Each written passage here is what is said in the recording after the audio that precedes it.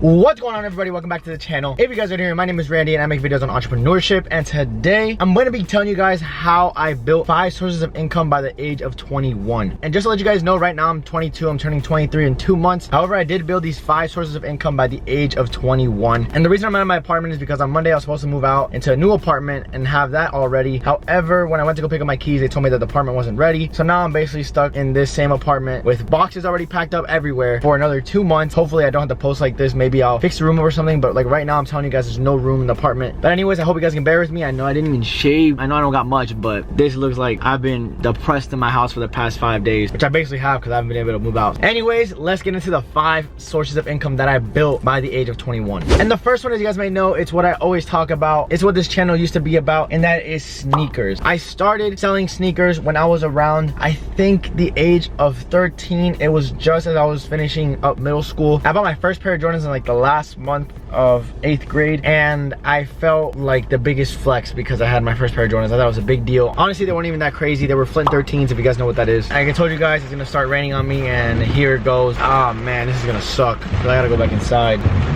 Oh my god. Oh, it's bad, yo.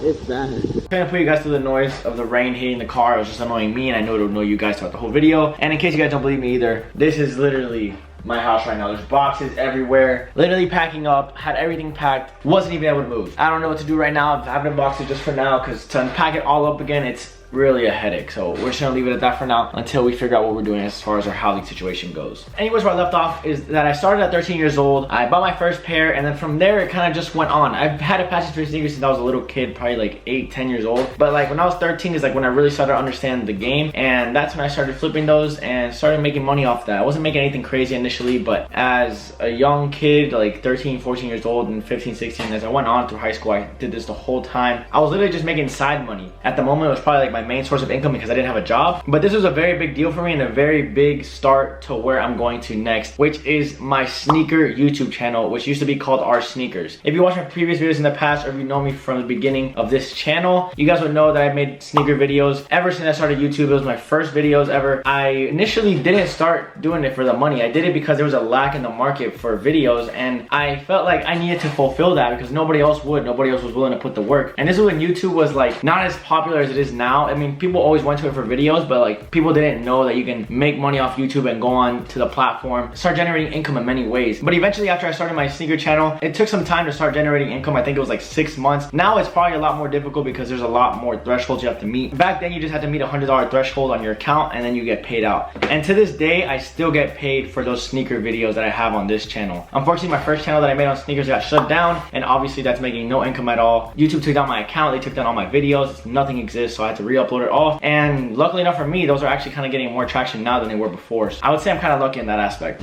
Moving into the third source of income is my vlog channels. When I was making these sneaker videos, a lot of the sneaker channels, what they did was that they did like vlog type videos while still talking about sneakers. However, my vlogs, I didn't want it to be strictly about sneakers. My vlog channel, I wanted to be just like videos about my day that has nothing to do with sneakers. Because my sneaker videos, I would sit down just like this and make videos on them. And my vlog channel, I would literally just go about my day and record myself. And that was a lot easier to do back when I was at home in Miami or Fort Lauderdale, Broward, whatever you want to consider it, because there's a lot more to do. It's a bigger city. I was doing a lot more things. I had different places to go, and I really didn't have a tight schedule. I was going to Broward College, which is a community college down in South Florida. It was really a joke. It was like going to high school class except without the high school schedule. So after that, I would hang out with my friends. I would record that. I just record parties that I go to, just fun stuff like that. If you guys want to go ahead and check it out, the channel's name is called Stacks. Just go look at the old videos and you can see what I do. I really didn't try to make videos like I do now on that channel, which is kind of like trying to push for like that Mr. Beast phase work type of videos where you do like challenges and like entertaining stuff. That's what I try to push for now, but I don't even know if that's what I want to do yet. Like that's why I stopped putting channels in that video. And I know I put that I'm going to be giving away $100 on that channel, but nobody ended up winning anyways, so I didn't even bother like continuing with that, just because I'm more focused on this and as well as my business that I currently have. But anyways, eventually as I started posting on this channel, my following from my sneaker channel went into my vlog channel, and that started generating income, and I still get paid to this day too. So it's kind of pretty cool how YouTube works. You can get paid by really not doing much. much, or at least that's what it seems like. I personally put a lot of time into making the videos. I uploaded every day. I tried to, at least. It was very difficult. And as you guys can see, it paid off at the age of 21,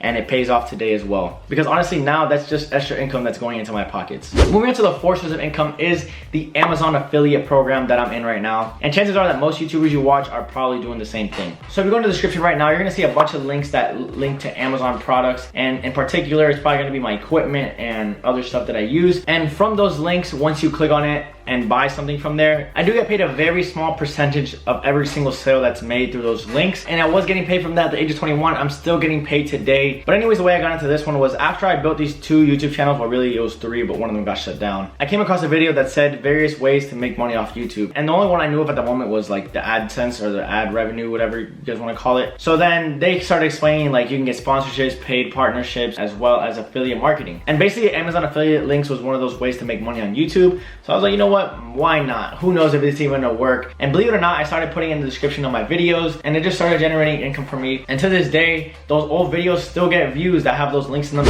Anyways, moving on to my 5th source of income, which was something I never expected myself to do. It was never something that I had interest in, and that is being a barber. Kind of fell into my hands by accident, and I actually kind of happened for being such a frugal person, or really being cheap, if you want to be honest. The reason I came about cutting hair was because in high school, I started off just cutting my own hair because I really didn't, I had the money to go pay for haircuts, but I wanted one every week, but I was too cheap to pay my barber and tip him every time. I know it sounds so bad because now I'm behind the chair and I'm kind of in his shoes. I was a student in high school, making very little income, and I was spending it on dumb stuff. I wasn't financially educated. And basically, like I said, I was cutting my own hair because I was cheap, messing myself up. I went out to the clubs, and I was going to clubs when I was in high school. Not the best influence, but nowadays there's a lot of people doing this, so I'm not even stressing about saying that. And then eventually I started getting a passion for just cutting my hair because I cut it how I wanted it, even though it wasn't like the crispiest clean cut. I actually kind of knew what I was doing because I was watching videos. I was doing it on myself, and that's not easy at all. Like if you go ahead and try right now, I promise you,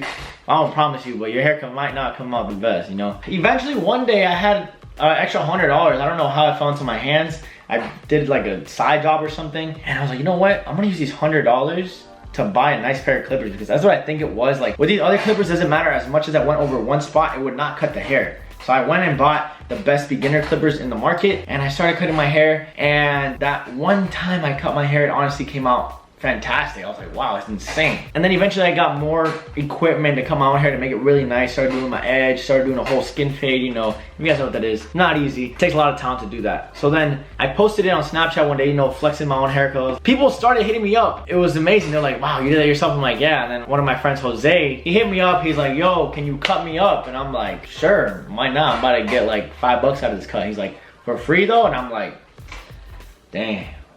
Alright, screw it, why not? It's my first cut, you know, he's my first client ever. He came over the next day, or I think the same night.